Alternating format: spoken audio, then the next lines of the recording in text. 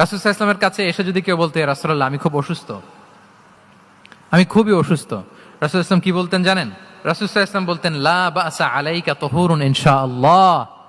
ইয়া রাসূলুল্লাহ আমি অসুস্থ। রাসূল সাল্লাল্লাহু আলাইহি ওয়াসাল্লাম বলতেন, আরে don't worry, it will cleanse up you from your sins if আল্লাহ উইশ। ইনশাআল্লাহ এতে তোমার যে গুনাহ-টুনা আছে, পাপ আছে, এই পাপগুলোকে আল্লাহ তাআলা এই অসুস্থতা দিয়ে মোচন করে দিচ্ছেন। পড়েন সুবহানাল্লাহ।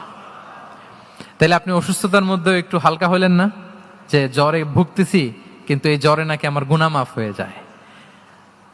পেটের ব্যথায় আক্রান্ত, মাথা ব্যথায় আক্রান্ত, কিন্তু এটাতে নাকি আল্লাহ আমার পাপ মোচন করে দেয়, তাহলে একটু ভাল লাগবে না?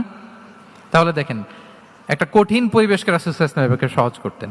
অসুস্থ শুনলেই লা বাস তুহুরুন ইনশাআল্লাহ, আর কিছু হবে না, আল্লাহ তোমার গুনাহ মাফ করে দিচ্ছে। অসুস্থ ব্যক্তি দেখলেই মাথায় হাত দিয়ে দোয়া করতেন, আল্লাহুম্মা রাব্বান নাস আযহিবিল বাস ইশফি আনতাশ শাফি লা শিফাআ ইল্লা শিফাউক শিফাআন লা ইউগাদিরু সাকামা। উজ্জীবিত হয়ে যেত অসুস্থ ব্যক্তি।